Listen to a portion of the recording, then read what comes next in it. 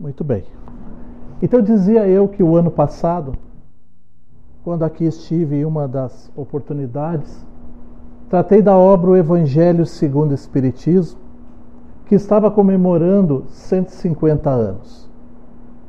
Na época, lembro bem, como esta atividade também desenvolvi em outros locais, falava de que o nosso Evangelho, apesar de ser uma obra que a maioria de nós já ouviu falar, a grande maioria já leu algumas passagens, uma outra parcela de nós utiliza o Evangelho no seu cotidiano, ainda assim merecia que nós olhássemos mais aprofundadamente, porque muitas áreas desta obra era desconhecida de nós, os espíritas. Pois hoje quero falar sobre uma outra obra. O nosso livro O Céu e o Inferno, ou A Justiça Divina segundo o Espiritismo. Diferentemente desta colocação feita a respeito do nosso Evangelho, esta obra, O Céu e o Inferno, ela é totalmente desconhecida da maioria de nós, os espíritas. E desconhecida não simplesmente na sua manipulação, na sua forma, mas, sobretudo, desconhecida no seu conteúdo.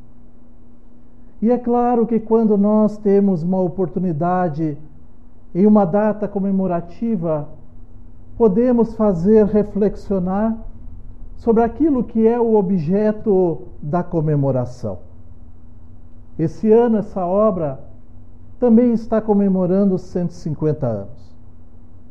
Esta obra que fora apresentada por Allan Kardec no dia 1º de agosto do ano de 1865 e que vai trazer o complemento da 4ª parte do Livro dos Espíritos.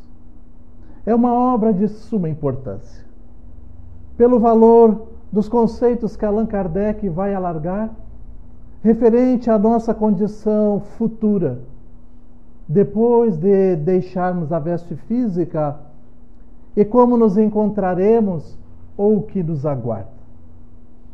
É interessante porque quando nós visitamos outras obras correlatas, muito em especial, quando nós olhamos as obras trazidas como complemento por Francisco Cândido Xavier, na psicografia do Espírito André Luiz, e que vai marcar desde a primeira obra chamada Nosso Lar, e que vai fazer referência à vivência dos espíritos que deixaram as vestes físicas e como se encontram no plano espiritual.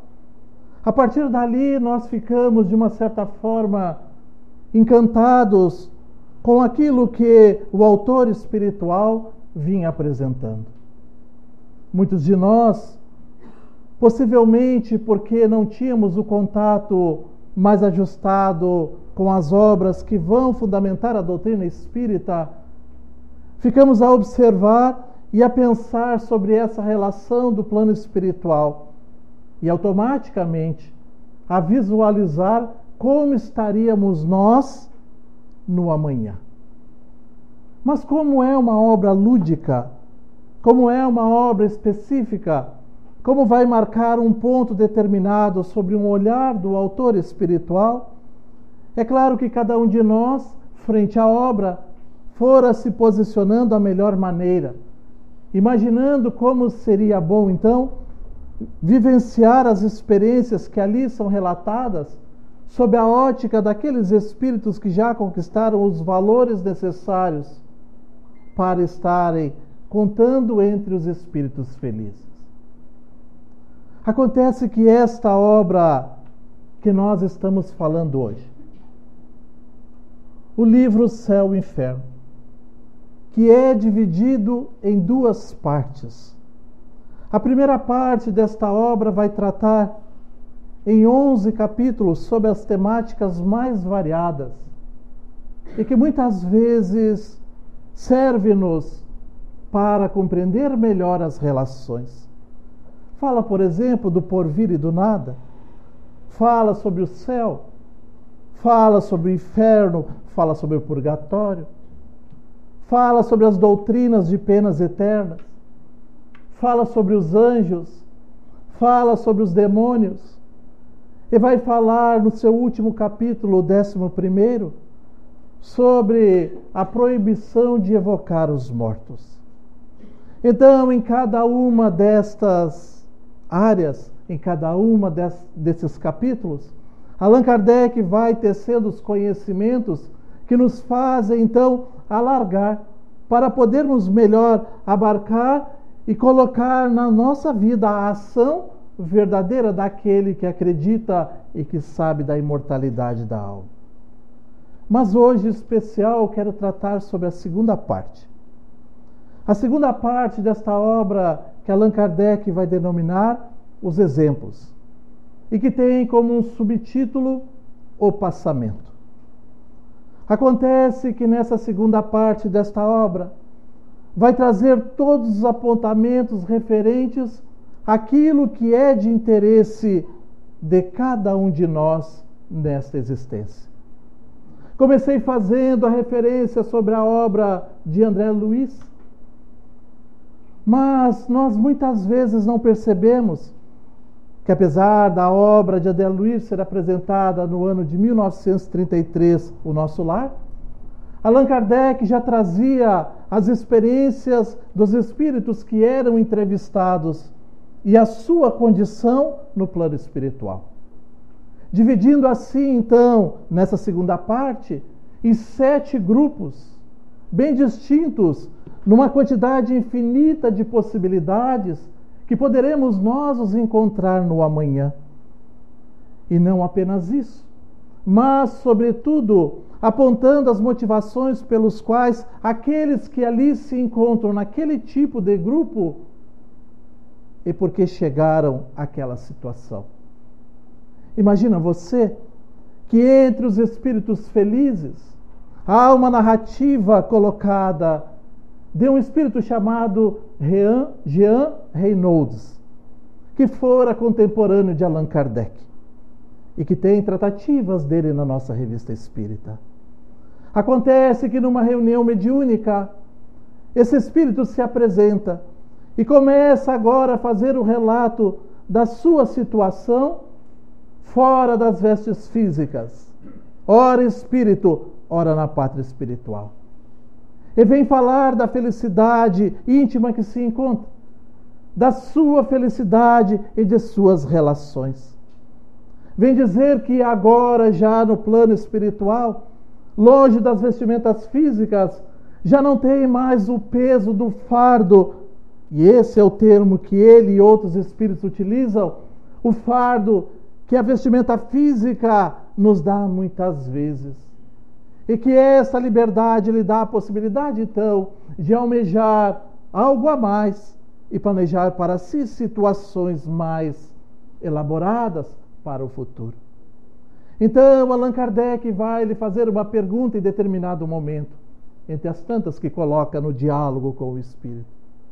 E vai perguntar se esse Espírito, quando estava aqui encarnado, se ele tiver a oportunidade de conhecer a doutrina espírita e se vivenciar sobre o olhar dos conceitos que a doutrina espírita apresenta. E ele vai responder, então, Espírito, não. Não me encontrava quando estava encarnado entre as fieiras daqueles que professavam o Espiritismo. Não tive essa possibilidade. Mas agora que aqui me encontro e que sei da vertente e que sei exatamente quais são as diretrizes que essa doutrina apresenta para aqueles que ainda se encontram encarnados, posso lhes dizer, Allan Kardec, Senhor Allan Kardec, que eu não professava a doutrina espírita, mas eu praticava. Então, a condição especial colocada por Allan Kardec, quando vai fazer a análise desse espírito, é referente à vivência daquilo que acredita, daquilo que conhece, não obrigatoriamente precisa professar. Professar é quando nós nos dizemos denominados sob determinada bandeira. No caso, aqui a doutrina espírita considerada esta área. Porque muitos de nós espíritas, muitas das vezes, conhecemos a profundo a doutrina. Alguém há de perguntar para outro que se diga espírita conhecedor, e ele irá dizer, respondendo de imediato, pontuando cada uma das questões que lhe façam. Se lhe perguntar, por exemplo, o que é a reencarnação, sobre qual é o estudo que está a reencarnação colocada, logo ele lembrará da pergunta do Livro dos Espíritos, que fala sobre o dogma da reencarnação. Se lhe perguntar sobre a relação da caridade, logo se lembrará de uma passagem colocada no Evangelho segundo o Espiritismo. Se lhe perguntar, então, sobre a possibilidade da vida futura, logo lembrar-se-á que na Gênesis há um estudo completo sobre esta possibilidade e a sobrevivência da alma. Então, será alguém que professa a doutrina espírita.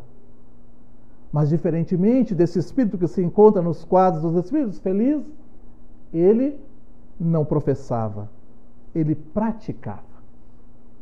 Então, a prática é que nos vai direcionar a nossa condição futura.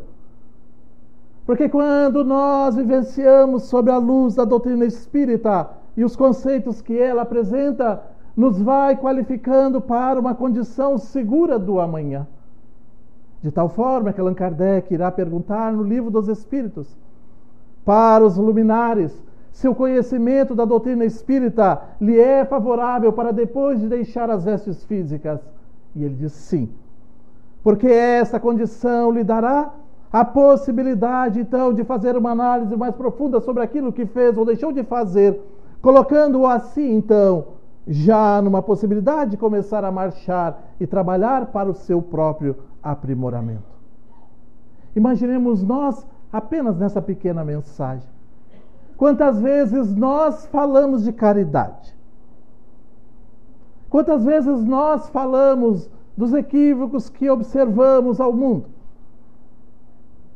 No momento em que vivemos, por exemplo, no nosso plano terrestre, em que as notícias do nosso país, aqui do Brasil, falam aprofundadamente sobre corrupção, e sobre lavagem de dinheiro, e sobre desvios. Então, um grande pensador da atualidade vai fazer uma reflexão sobre esse tema. Parece até que ele é conhecedor da doutrina espírita, e não é. Nosso contemporâneo gaúcho, Sérgio Lamais. E ele vai perguntar daqueles que muitas vezes vão à rua para gritar contra a corrupção, se não há pequenas corrupções que faz o seu dia a dia, se não tenta de alguma maneira levar alguma vantagem, se não corrompe aquele que está sob a sua guarda, assim fazendo pensar para podermos então praticar e não apenas professar aquilo que achamos correto. Esta é uma colocação original para o nosso futuro. De outra parte, fui buscar entre os espíritos sofredores, entre os espíritos endurecidos, uma mensagem de um espírito que se diz espírito aborrecido. Porque ele vai, na mesma condição do anterior, apresentar-se a Allan Kardec numa reunião mediúnica. E diferentemente daquele, esse chega agora, conforme o relato, na reunião mediúnica, pedindo que possam orar por ele.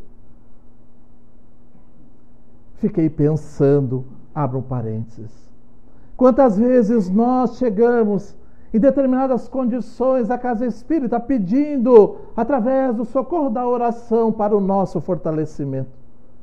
Então aquele espírito chega à reunião mediúnica, ele vai pedir a seus pares que orem por ele.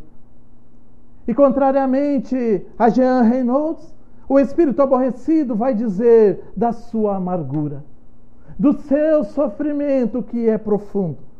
Mas não é um sofrimento tipo dor física, uma vez que a dor física só é possível de ser sentido quando nós estamos sob o império do processo encarnatório, quando estamos reencarnados. Mas é um sofrimento moral, Então Allan Kardec começa a lhe questionar, ele vai perguntar por que ele sofre tanto. E ele vai dizer uma frase que me fica marcada na mente até hoje. Diz ele: acontece que estou vagando há 180 anos, sem possibilidade de fazer nada. Estou numa inércia, estou parado, estou estagnado. Gostaria de interagir, de fazer, de trabalhar, mas Allan Kardec, então, compreendendo como um todo o conjunto da doutrina, ele vai perguntar para poder lhe auxiliar. Então, lhe faz alguns questionamentos, tais quais estes. E na vida anterior, quando tu estavas encarnado ainda, o que poderíamos buscar lá a teu favor? E ele faz um relato significativo. Acontece que na minha última encarnação, optei por ficar no ócio. Resolvi não trabalhar. Resolvi não fazer nada que pudesse ser produtivo. Abdiquei de qualquer possibilidade de ação para não me envolver. Allan Kardec aprofunda e pergunta: e numa encarnação anterior, como estavas? E ele diz: venho de 3 encarnações, as quais sucessivamente tenho optado por reencarnar. E quando lá chego, desisto do trabalho. E quando lá chego, fico no ócio. E quando lá chego, não quero me envolver. Nada quero fazer. Acontece que estou aqui agora e quero fazer, mas pelo imperativo da lei, não posso. Quero poder fazer algo em prol daqueles que vejo sofrendo como eu, mas me sinto impedido, me sinto enfraquecido, me sinto tentado a continuar como estou no ócio. Daí o meu sofrimento. Imagina você, e aqueles que me conhecem sabem que eu faço algumas analogias quando estou trabalhando essas ideias. Talvez para minha maior segurança, então fiquei pensando alguns anos atrás. Quando eu trabalhei ainda numa das empresas do polo petroquímico. Trabalhei lá até o ano de 91. E era um trabalho bastante puxado, era bastante constante, enfim, era um trabalho. Acontece que, no momento de emergência da empresa a qual eu trabalhava, eu fui correr para poder auxiliar os companheiros e torci o pé de tal forma, numa mangueira rígida dessas de apagar incêndio, de tal forma que meu pé quebrou. Então fora levado ao pronto-socorro. E quando lá estava, me disseram que eu teria que ficar 30 dias com a perna engessada. O gesso daquele tempo não era que nem o de hoje. Era algo pesado, duro, se quebrava fácil, então a orientação do médico foi para mim ficar em repouso total. E era tudo que eu queria ouvir. Fiquei numa alegria total. Quando me levaram em casa, e eu cheguei pulando numa perna só. Que alegria! Imagina que naquele tempo, eu e minha esposa tínhamos 2 filhos apenas. Depois tivemos um outro, mas os 2 eram pequenos. Naquele tempo a tecnologia não era como hoje, era diferente. Nossa TV, imagine, não tinha controle remoto. E eu inventei. Porque deitado à cama, na televisão, mimado pela esposa e por todos aqueles, olha, coitadinho, quebrou o pé, eu abusei. Então eu dizia: filho, eu troco o canal para o pai. Meu bem, estou com sede. Olha, está atrasado o almoço. Parecia um reizinho. E aquilo era tão bom até o 3º dia. Depois eu já sabia de cor tudo que tinha na TV. Não tinha essa programação que tem hoje, era apenas 3 ou 4 canais. E fui me cansando, e fui me aborrecendo. 15 dias depois, já saía saltitando. E é claro que aconteceu o que todos sabem, os da minha época. Mal tu colocava o pé no chão e o gesso quebrava. E foi se quebrando, e foi se quebrando. 28 dias não resisti, fui ao médico. Doutor, estou bem. Ele apenas olhou para o meu gesso e disse assim: você saiu de repouso, né? Sim. passe ali, põe uma nova bota, mais 10 dias. Meu Deus! Implorei, ele disse, mais 10 dias. Então eu fiquei pensando, quando estudava dessa relação do espírito no plano espiritual, e que ele agora se encontra disposto a querer fazer alguma coisa e não pode, impeditivo da lei. Só que não é algo físico, é algo moral. E essa relação a gente vai entendendo conforme vai estudando as propostas lúcidas de Allan Kardec.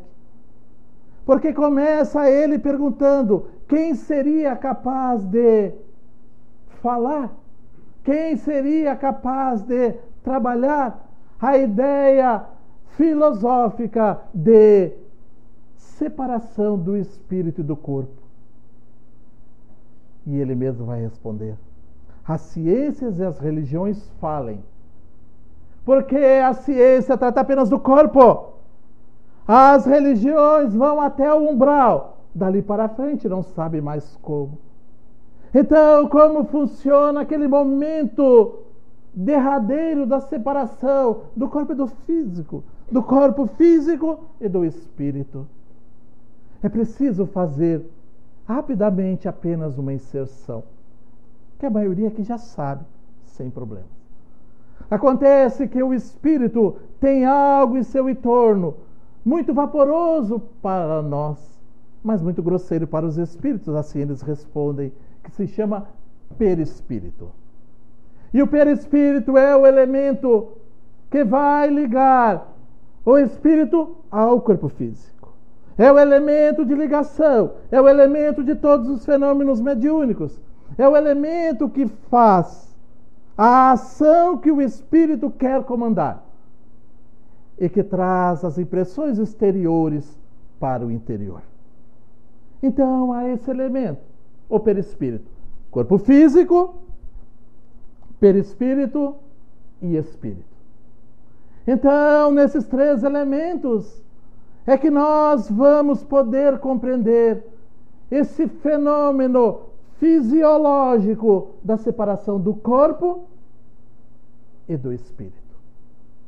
Muitas vezes, por não termos ainda essa possibilidade de compreensão, ficamos ligados nós outros, não à ciência nem à religião, mas ficamos ligados às impressões que nós vamos trabalhando ao longo do tempo. Algumas vezes tenho observado quando me chamam para acompanhar aquilo que a gente chama o adeus final da pessoa que partiu. E às vezes vou em alguns enterros de pessoas espíritas, o que é normal, outros não espíritas, o que também é normal. As nossas relações são variadas.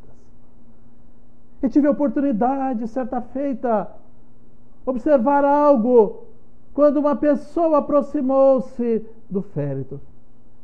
E vendo então o corpo já sem o espírito, fazer a seguinte análise. Olhou para o cadáver e falou: nossa, ele está tão bonito, ele está tão bem, ele está com um aspecto de felicidade.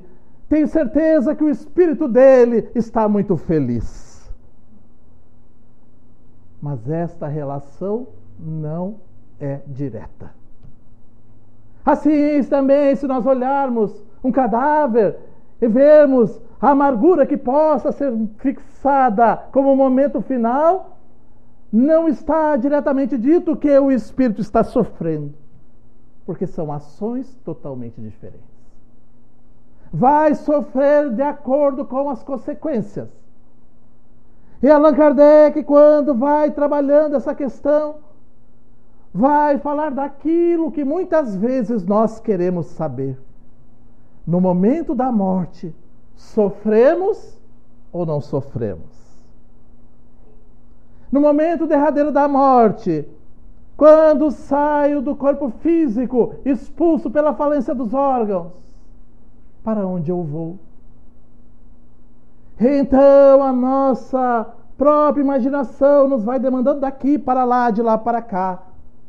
Mas Allan Kardec vai trazer um estudo mais aprofundado. Vai dizer que o sofrimento está vinculado com essa ação de desligamento do perispírito com o corpo. E é um sofrimento moral, não é um sofrimento de dor. Veja, sofrimento moral, muitas vezes nós sentimos e não percebemos. Muitas vezes sentimos. Tentei pensar num exemplo que não fosse ao encontro de alguém em particular, para não dizer que, ele sabia. Mas imaginemos nós assim, apenas fazendo um pequeno exemplo. Imagina que alguém de vocês aqui possa ir lá em Porto Alegre, um dia desses qualquer. E chegando lá em Porto Alegre, está ali pelo centro da cidade, e eis que de repente observa, olhando uma pessoa conhecida. É a Rosa. Mas só que a Rosa não está sozinha, está abraçada com um rapaz, o Vanderlei. E é de noite. E é ali na rua Voluntários da Pátria, perto da rodoviária. Os dois abraçadinhos, caminhando. Piorou-se alguém. E a pessoa, então, olha aquela cena, faz alguns julgamentos íntimos, mede algumas possibilidades e passa, vai adiante. E quando chega em casa, pega o telefone e liga. Beth, tudo bom? Eu vim lá de Porto Alegre hoje. Estava um calor legal lá, fui lá visitar minha irmã, ela estava bem. Visitei não sei quem estava. Mas tu não sabe o que eu vi lá. Esse não sabe o que eu vi é a chave para o outro perguntar. O que é que tu viu? E aí a pessoa pinta com as cores que quer. Estava lá na rua Voluntários da Pátria, sábado. Eram 22 horas da noite. Rosa estava aos abraços com Vanderlei, aquele que fala lá na casa espírita. Nossa, está feito. Acontece que eu venho aqui hoje. E vi um dia depois desse fato. Então, no meio da palestra, eu estou falando assim. Tive a oportunidade de convidar a minha amiga Rosa para ir lá em Porto Alegre visitar um amigo em comum. Então, fomos à casa dele, que mora ali no bairro Floresta, bem próximo da Rua Voluntários da Pátria.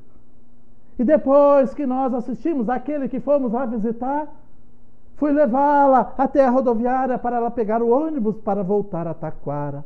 Foi um dia muito feliz, como tenho amizade. Eu e Rosa andamos sempre abraçados, de braços enlaçados. E a pessoa ouve isso. E pensa, meu Deus, não adianta pegar o telefone e ligar para a Beth e dizer que foi um equívoco. Não adianta.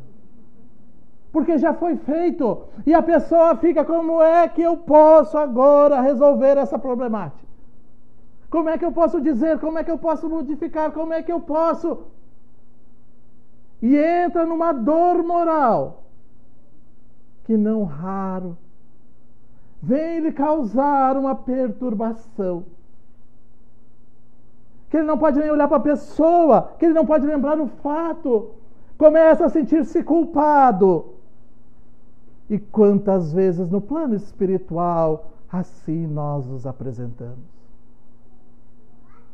Porque quando vamos fazer análise de nossos atos, o comparativo é com aquilo que de fato deveríamos fazer, com aquilo que nós tivemos intenção de fazer, o que é muito diferente. Perguntar-me a minha consciência, Vanderlei, por que é que você não fez aquilo que sabia correto fazê-lo? E por mais que eu procure justificativa, se não fiz, porque não quis. Se não fiz, porque fui negligente. Se não fiz, porque não quis observar, nada vai justificar perante a minha própria consciência. Então, esse estado é o estado futuro. E que Allan Kardec vai trazer de maneira didática, dizendo, entre as várias múltiplas possibilidades, ele apresenta 4.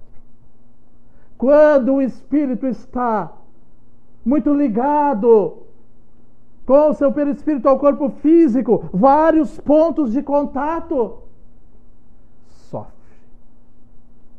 E sofre muito. Em alguns casos mesmo, por ainda estar ligado vibratoriamente ao corpo físico, até mesmo conforme os relatos de alguns espíritos desta obra e de outras, sente mesmo até as vibrações da decomposição do corpo físico. Tal grau de compromisso que ele se encontra. Se esses pontos estão ligados, mas não com força tão profunda, tão ajustada, sofre também. Não sofre tanto, mas sofre por coisas que se vai lembrando do seu dia a dia. Imagina você, que fiz a referência e vou continuar nela no livro Nosso Lar. André Luiz, no estado que se encontrava já no plano espiritual, fazendo a narrativa da obra Nosso Lar. Em determinado momento, ele pede aos amigos espirituais: eu gostaria de ir em minha casa de minha última encarnação para ver a minha esposa amada e os meus filhos. E os espíritos dizem: não vá. Você ainda não está preparado para tal visão. Mas ele insiste, e como os amigos espirituais, tanto quanto os nossos anjos guardiões, permitem que nós tenhamos o livre-arbítrio de agir, lá foi ele. Feliz da vida, chegou-se, deu-se de frente com um novo homem no lar. E desequilibrou-se. É o que está na obra. Teve que novamente ser resgatado, ser lembrado. Teve que passar um novo tempo de adaptação para poder seguir. Imagina quando nós ainda apegados, porque está ligado diretamente às relações da matéria, daquilo que nós achamos ser nosso, impossível de nos separarmos. E vamos ao plano espiritual e vemos isso. Imagina. Então, o sofrimento é bastante severo.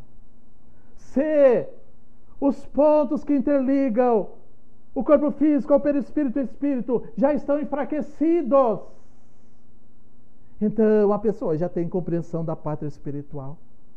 Então, nesse caso, o seu processo de perturbação no plano espiritual é menor o tempo. E logo ele se vai reequilibrando. Se porventura não há mais pontos de ligação que possam prendê-lo e que está totalmente frágil os laços entre perispírito e corpo físico, nesse caso, quase nada sofre, vai dizer Allan Kardec. Porque já está vivendo com a visão do plano espiritual. E ele vai dizer que quase nada sofre, porque tem um processo natural que todos passaremos. Todos. Que é o período da perturbação. A perturbação que é um certo torpor, que nos faz perder os sentidos da própria razão. É um período que pode levar de segundos para os espíritos mais evoluídos, para aqueles que já têm os laços totalmente afrouxados, a milênios para aqueles que estão mais apegados. Imaginemos nós essa situação.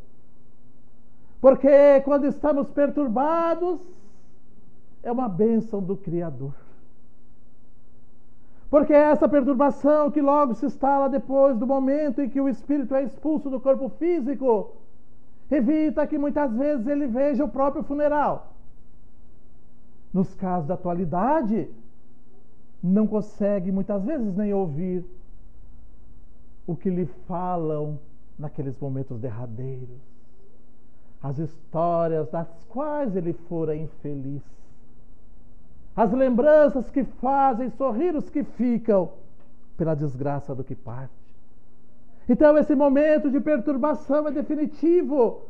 Esse vai perdurar de acordo com o processo de entendimento, o que nós chamamos processo evolutivo do ser espiritual.